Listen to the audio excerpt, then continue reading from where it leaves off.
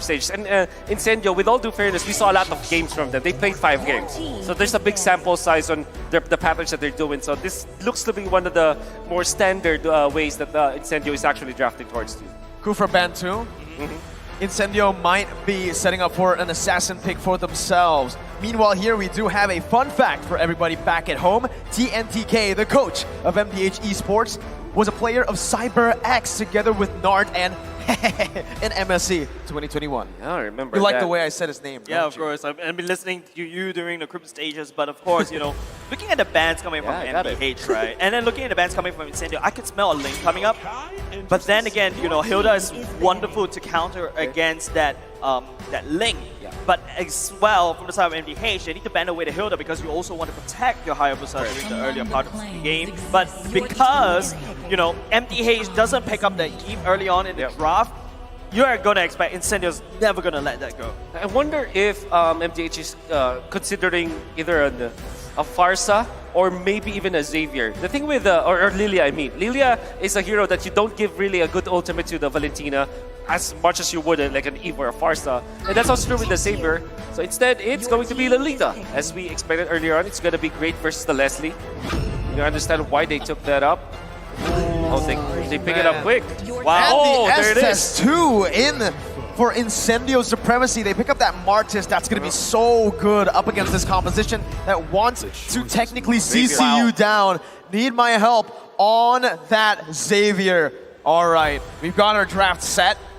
Need my help's going to be very careful here because last time we saw Incendio play the Grok, Alien went for Weapon Mastery and all he did was flicker to the mid laner and the gold laner.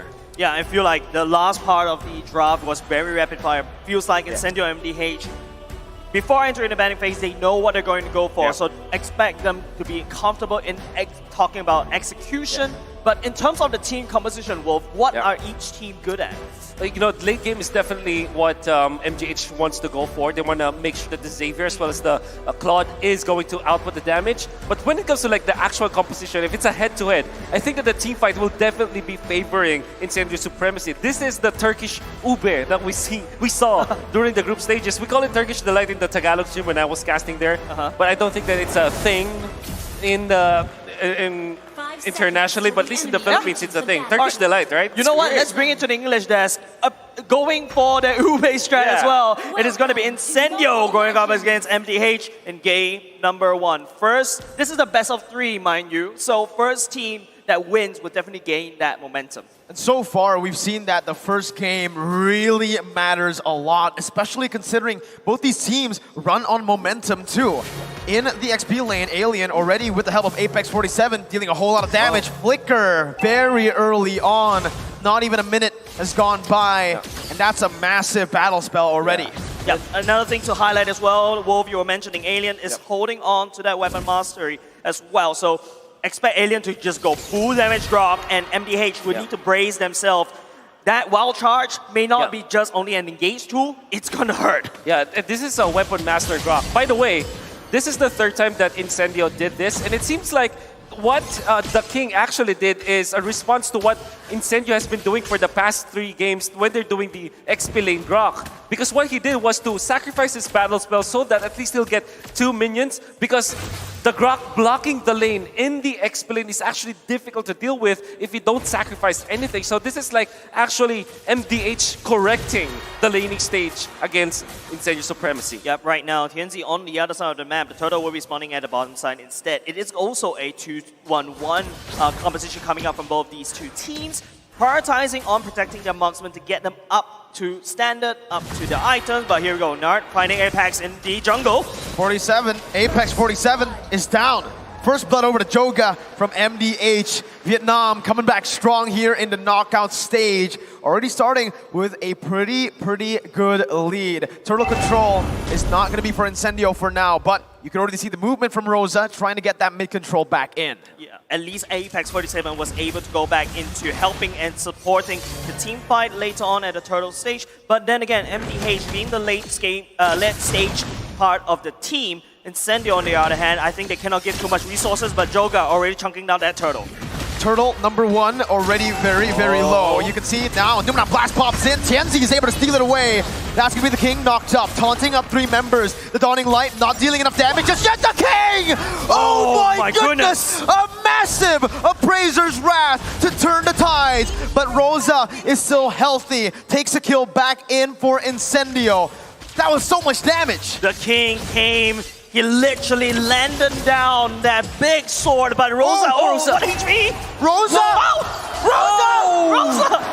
My goodness, Incendio as well as Mdh, they're really bringing out the big guns. Wonderful flank coming up from Rosa, who stole the ultimate coming up from Nart. He copied the Lolita Numenon Blast and had a great angle from the backlines. That's why Tianzi was able to snatch the turtle, because it was at the right moment when the retribution was already on the threshold that they can take the turtle. That gave the advantage to Incendio Supremacy. And unfortunately for Mdh, Need My Help didn't have the Savior ultimate in that case. He had to wait for a few more seconds. That's why they didn't have as much damage as INC. Oh, Joga is looking at Tianzi right here. Shuriken would not be able to land for now, but then because Mdh pushes Tianzi away, Incendio is putting so much pressure on the top side, which is where Sunshine is.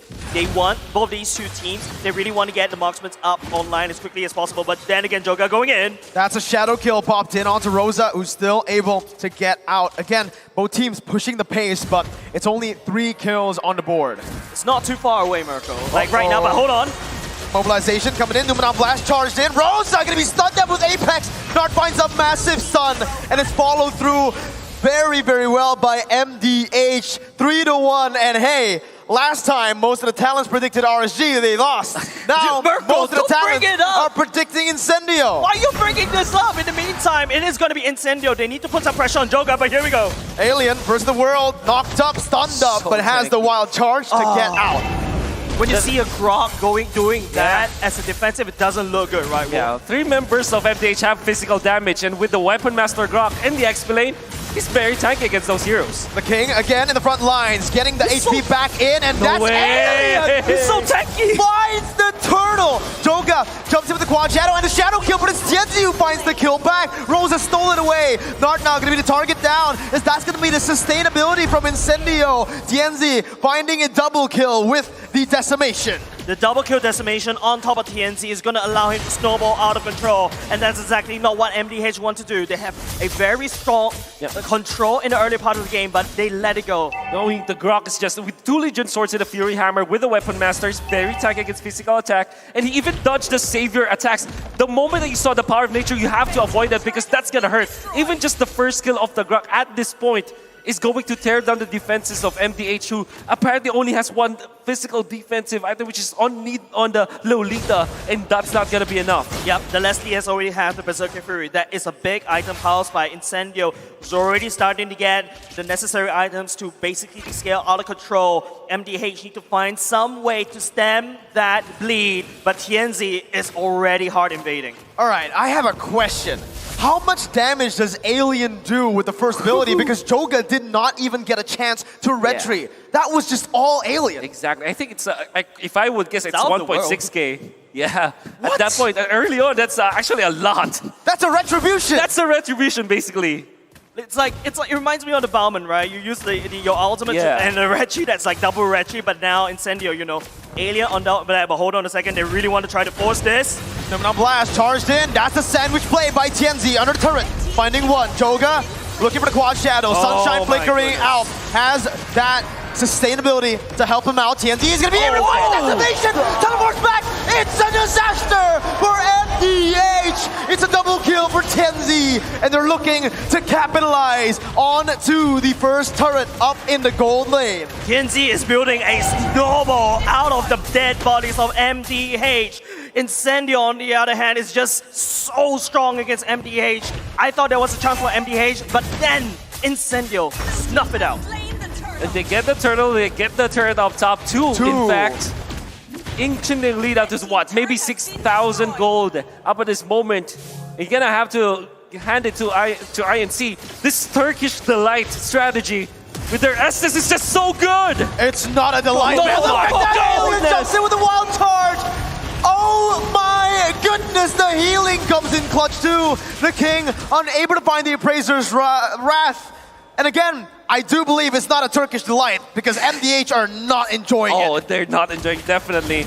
The moment that you see someone not dying for INC, the sustain is gonna be there. So MDH, the only way for them to engage is to get a pick off. All in on one hero, eliminate that. The moment that you don't get a lethal initiation against Incendio, you're in big trouble because now you have overextended, they can easily punish, and there's no team fight for you afterwards. The worst part is just take a look at MDH, the state of their map. It's looking very dire. On the other hand, Incendio, you know, they've got all the defensive structures up. They have all the time in the world. MDH is not allowed to scale all the way to the later parts of the game. But even with the Claw, take a look at the items. Golden Staff as well as the Demon Hunter Sword already built. Plot is already online, but it's just MDH unable to find the initiation. I have to ask you this question again, Wolf, right? We mentioned this during the draft. MDH likes to go for the late game draft. Alien not taking any damage, just walks back. Absolute Chad gets the wild charge too. And the King is going to be the one who has to back off. My goodness, but back again.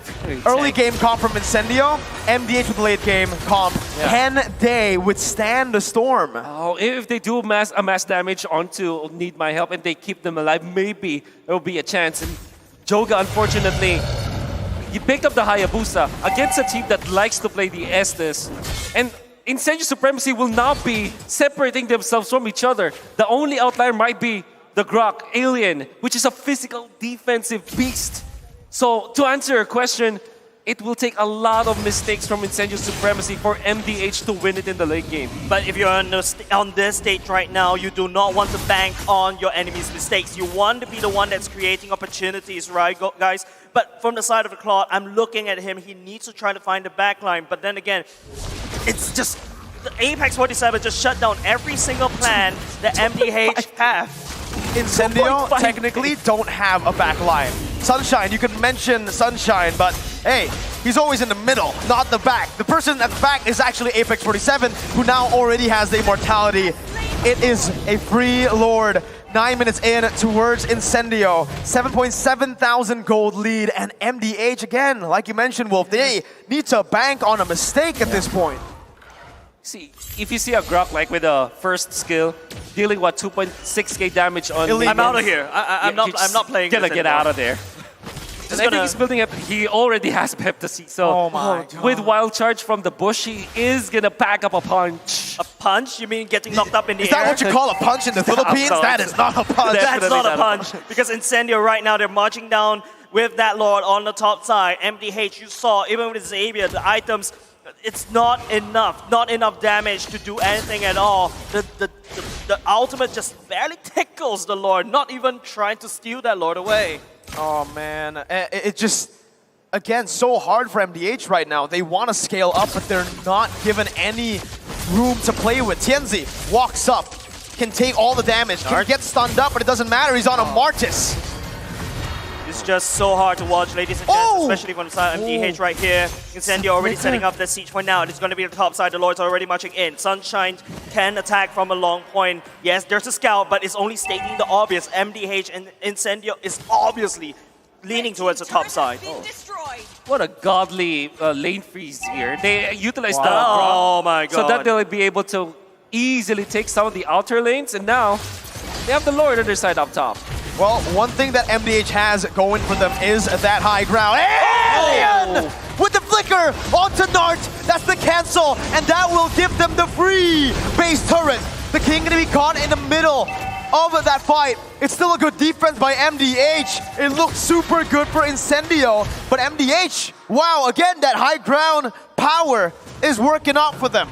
Man, MDH, that could have gone so worse. Look at the Dawning Light, just barely tickles Incendio right now. They're so far ahead. Sunshine's already taken up top. It's going to be a fight. That's the sustainability right now as Tianzi jumps in, disrupting everything. Gonna be taken down. Tianzi was waiting there for the BMI. Now it's gonna be Need My Help, who's gonna have to back off. Apex 47 smacks.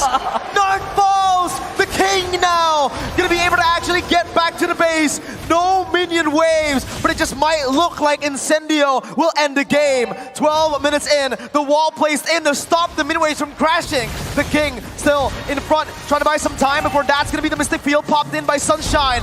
A Decimation does not care about the sustainability of the Frenchman. Incendio secure game number 1. Match point. Incendio Supremacy showing us the Turkish delight, and Mdh is finding it way too spicy. This game, a little bit shaky for Incendio in the early game, but Mdh just lost it around the mid game. They had so much sambal today, I can see. They have incinerated the stage, essentially. It looks very, how to say this? There's a lot of flair that you saw in that last sequence of events. A wild charge to cancel the Numinum Blast. A stolen Numinum Blast to get the last hit onto a Lolita who has a Bulwark. They were all just fighting for the TikTok moments, dude. I agree. It's just so hard to watch, especially that last that sequence of abilities, right? It's just like